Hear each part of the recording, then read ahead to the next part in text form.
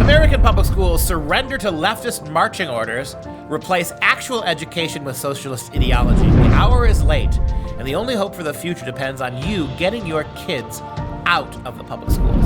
I'm Dr. Duke, he's Dave, and this is The Dr. Duke Show.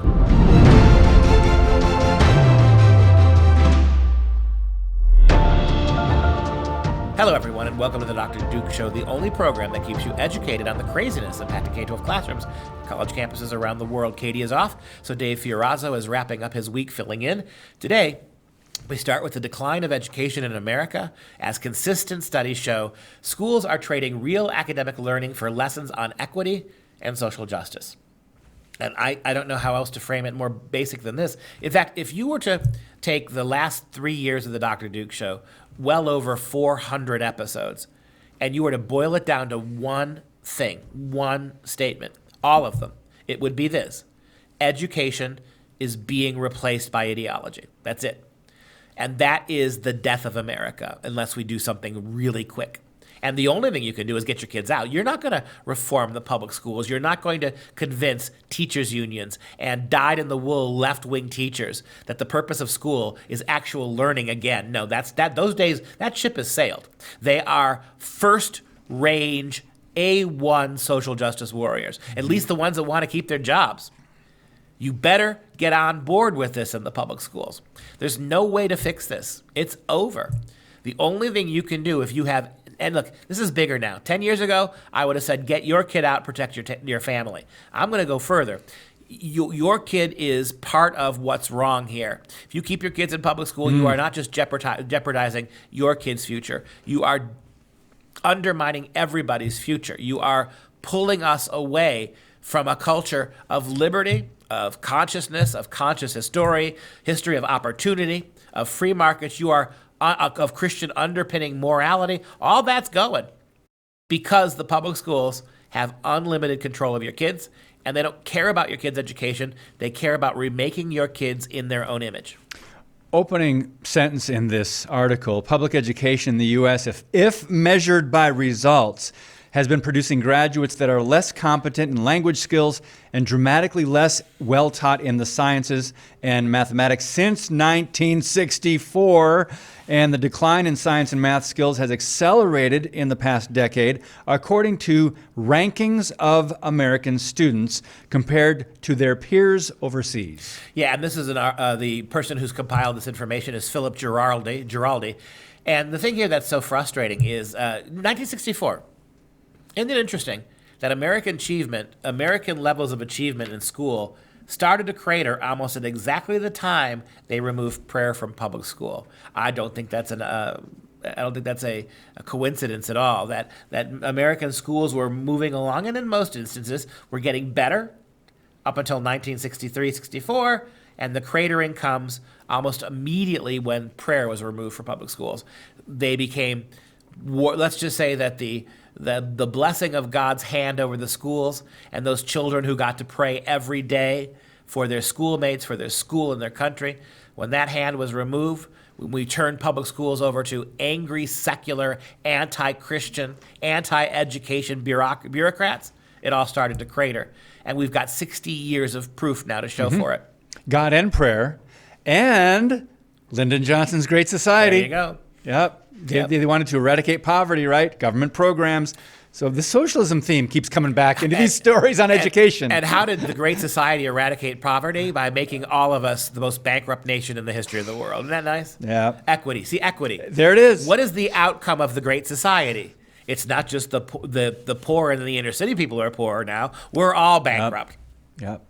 So there's an article, or the sentence in this article, that says many schools in the U.S. have ceased issuing grades, which kind of goes along with our recent story we just did, that have any meaning, or they have dropped grading altogether.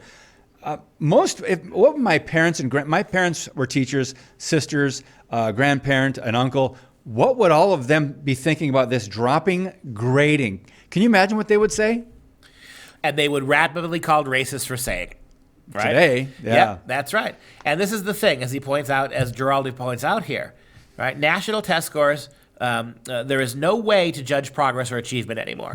National test scores for evaluating possible college entry are on the way out almost everywhere, as they are increasingly being condemned as racist in terms of how they assess learning based solely on the fact that blacks do less well than Asians and whites. The only argument why it's racist, it's not statistical, it's not psychometric. Blacks don't do as well as whites and Asians, therefore the tests are racist. We do not take into account any other factor. We do not take into account home life. We don't take into account divorce. We don't take into account no one watching the kids. We don't take account any of that. If blacks aren't doing as well as whites and Asians, then it is racist and we have to get rid of grades. Do you see what we've done? This is again very Marxist. We don't care why things don't work. If they don't work, we're going to destroy achievement, not try to help the failed kids, not impose discipline, not require them to take advantage of their opportunities. No. The move in this country to socialism with regards to education was the move that we dawned on us something like 30, 40 years ago.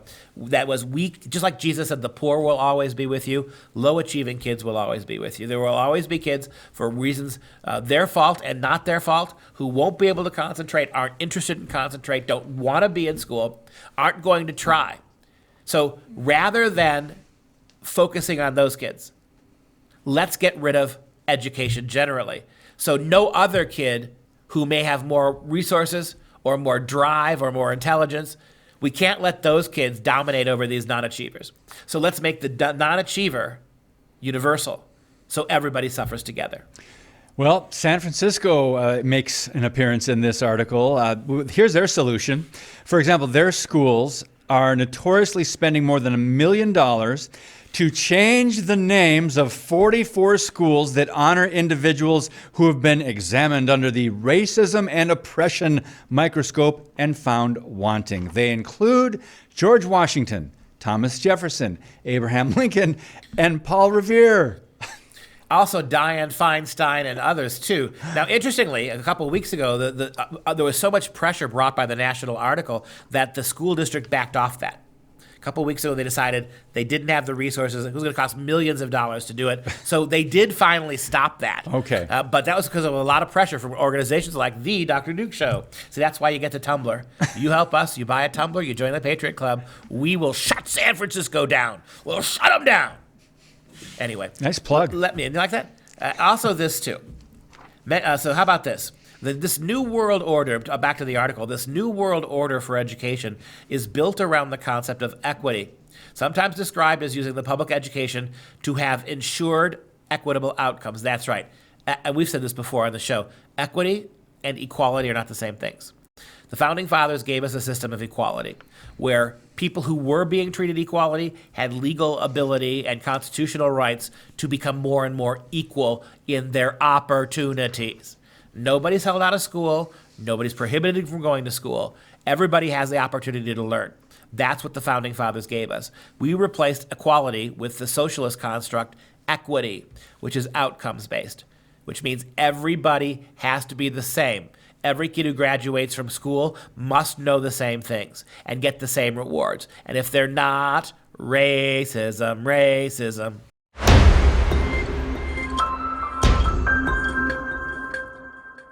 And this dumbing down of our public schools in the name of equity is not exclusively an American thing. Even one of the great institutions, higher colleges in the world, Cambridge University, it's not Oxford. Cambridge is where kids aren't smart enough to go Oxford always end up. That's what I've been told many times. Oxford and Cambridge is the Yale and the Harvard of European education. And so what's happening at Cambridge? Cambridge has gone full woke, and they've decided that in the name of being inclusive, we're going to lower our standards. Look. A lot of kids can't get into Harvard and Yale, our Harvard and Yale, Cambridge and Oxford. A lot of kids aren't getting in. We got kids. What about those poor kids who can't read? There's not a single illiterate kid at Cambridge.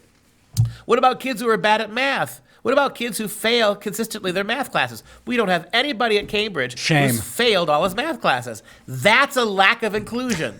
So what do we got to do? We got to include all those failures, all those tries but failed, all those who really don't meet our standards, so we can boast that as a college, a university, we have sacrificed academic achievement educating the next brilliant generation of Brits. We've done that. We're done with that now. We're going to educate the next generation of mediocrities just for you in the UK. So I want to make sure our viewers saw the picture that really got me. Please keep, there's this thing, what do you call it? That thing that's standing outside the... Oh, a little poster board. It says, please keep to the left and observe social distancing. Literally keep to the left, because this is at Cambridge. But I thought it was interesting that it says that the 800-year-old institution is recruiting 50 students for a new foundation year, which is aimed at boosting the number of undergrads from deprived families. Not necessarily a bad thing, but imagine if every college across the country started following their lead. Well, they are. Of course. Already? Are you kidding? Cambridge is late to the game. Cambridge is doing this because everybody else has started to do it. Go back to that tweet you've got here, Mike. It asks a good question. And it shows, kids standing outside the old 800-year building. I mean, my God, think about the people who studied there. Christopher Marlowe was there. I mean, you think about you could actually have the dorm room that the great Elizabethan poet Christopher Marlowe could stay in that dorm room. This is staggering. But here's what the quote, the tweet asks. Why would you drag down the finest minds from the next generation and promote the less academically capable in the name of equity and diversity? Yeah. It's patronizing, it's discrimination, and it weakens society. But hey, it looks good. It looks good for all the social justice warriors. That's what you're doing. I've come to absolutely disdain those words, equity and diversity. Not bad things. And inclusion, not bad things in and of themselves, but how the left is redefining the language and how they are driving culture. It's just really, it's just sad that they've got this power and they're driving this and they're using words to do it. Yeah, I know. I mean, and I made the observation. I keep reminding you that I've made this because I didn't hear anybody else make the observation. So we don't get paid a lot in the Dr. Duke Show. We're just looking for your $99 one time a year. We don't get paid a lot, but we do, I think, make some observations that nobody else has made. And I have never really heard anybody make this association that if you notice how we're moving away from diversity and towards inclusion. Diversity is almost a dead thing. We've diversified the schools. Inclusion is the new socialist trick because diversity you can actually have diversity. You could actually have a situation where 13% of your school is black to rival the population. You could actually have a situation where all the different races are there. That's doable. Inclusion is another animal. Inclusion is the idea that everybody must get the same thing. If you're giving an A to one kid, you can't exclude the other 25 kids in your class. If you're giving a diploma to 10 kids, you can't not give a diploma to the other 100 kids. If 70% of kids are getting passing grades, then you have to give that 30% passing grades. That's the new formula. It's not about education. The tweet was right. It's insulting, It's discriminatory, and ultimately it's a sign of weakness. But the entire academic world in Western culture is on board with this.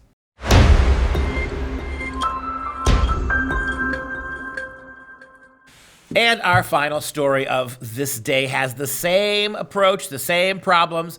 We have a new bipartisan civics push in America that is being called Republican suicide. For some reason, certain rhino Republicans have joined with radical anti-American left-wing Democrats to get behind a new civics program that has nothing to do with history and nothing to do with the actual rights and historical implications of those rights under the Constitution. The same Washington establishment that was bipartisan. Remember Jeb Bush? Yeah. If there was one nice thing about politics over the last 20 years, it was watching Jeb Bush, who was supposed to be the front runner, was going to, sweep to office way back when when Barack Obama was running for president in 2008. He was the answer, right, to follow his brother. It was his incredible support for Common Core, the federal takeover education, that doomed his campaign. But here we are back again. The same Washington establishment that championed Common Core, Republicans and Democrats, and encouraged more federal involvement in the education world, has now endorsed a civics initiative that seeks to indoctrinate K-12 students into woke action, political organizing, all under the guise of restoring unity. So think of the Lincoln Party, right? The Lincoln Project. Those rhino Republicans who so deeply hated Donald Trump that they tried to poison as many minds against Trump as possible, take as many Republican votes away from Trump and give it to Biden. Well, that's what you have here. And again, these right-wingers, what they've done is, these right-wingers, these rhino Republicans agree with the Democrats that the purpose of school should be woke activism and radical leftist policies. But they do claim that it will help instill in American students an understanding of U.S. history that is complete and honest.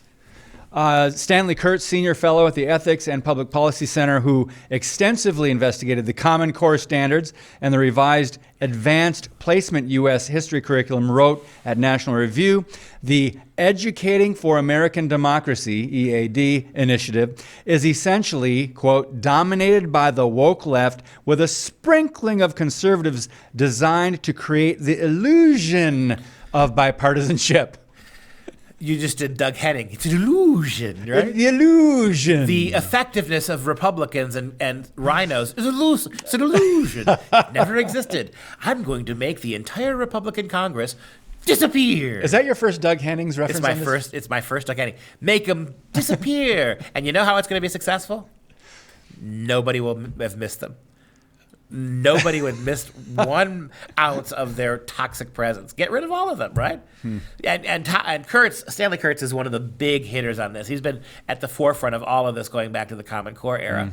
Former U.S. education secretaries who totally involved in giving us Common Core. So-called Republican Lamar Alexander, who helped ram through the ESSA Act in 2016. Right? So-called Tennessee Republican Lamar Alexander. Arnie Duncan, the former Department of Education Secretary under Barack Obama. John King under Obama, Democrat. Rod Page from the George Bush administration, right? Margaret Spellings from the G.W. Bush administration. These are the guys you're picking to represent the entire right wing of this country. Oh, my goodness. They're not right-wingers any more than the Lincoln Project is nothing but a bunch of harassers of little boys, pedophiles, as we learned about the Lincoln Project. So too here, you have sellout rhinos. You have sellout rhinos. You literally got people like Lamar Alexander who underwrote and helped drag through this federal takeover of education. Kurtz wrote, there can be no better illustration of the bankruptcy of the Republican education establishment. These are the folks who brought you the bipartisan Common Core fiasco, not to mention the collapse of American education into civic ignorance and woke nonsense. Sure, why not follow their advice? Yep. Kurtz explains that at the Washington Examiner last week, the EAD Woke Civics effort is led by a Cambridge, Massachusetts organization called iCivics, founded by Justice Sandra Day O'Connor, but now led by Louise Dubé, a native of Quebec, who pushed it sharply to the left. Kurtz noted, however, that with the help of academics at Harvard and Tufts, Dubé joins another Action Civics group called Generation Citizen and the John F. Kennedy Library Foundation to form Massachusetts Civics Learning Coalition, the alliance that would lead the fight for new civics law and for a radically redesigned history of framework. And here's how Kurtz finally describes that framework. Quote, the history curriculum that emerged under Dubé's influence in 2018 was a leftist professor's dream.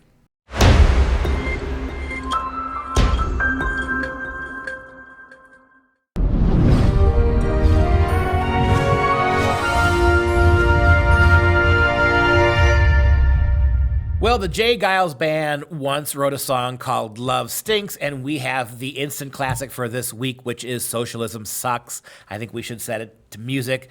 Socialism sucks. Yeah. I think that's true. And so all week long, we are calling attention to every story we've done this week, from beginning to end, has left ourselves considering the socialist implications for the future of this country because of how Marxist we have become in the way we miseducate our kids.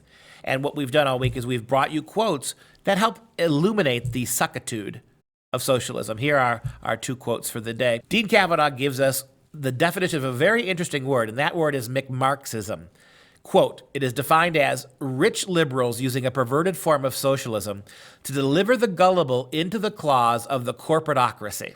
I love that word, corporatocracy. Think about the degree to which corporates put their thumb on this last election. Think about how Twitter and Facebook banned a sitting president, would not let his words or his followers be heard simply because they deemed it fake news. Well, CNN has been nothing but fake news for 20 years. No one's banned their voice. I like that McMarxism. When private corporations give up for-profit and the pursuit of free markets and join with government to force socialism down people's throat. And we have the second quote for the day. This one's from Toby Young. This is also a good one. Quote, "Socialism always begins with a universal vision for the brotherhood of man, and it always ends with people having to eat their own pets." Venezuela, right? The brotherhood of man under socialist regime quickly gives way to such crushing poverty that you think you have no choice but to eat fluffy. I think that says, in really, really good measure, why socialism sucks. If you're a fan of the show, please consider a one-time tax-deductible donation to support our Patriot Club, and we will send you our signature tumbler. What do we mean by signature? I don't know. But if you want me to sign it, I will. Visit patriotclub.us. That's patriotclub.us.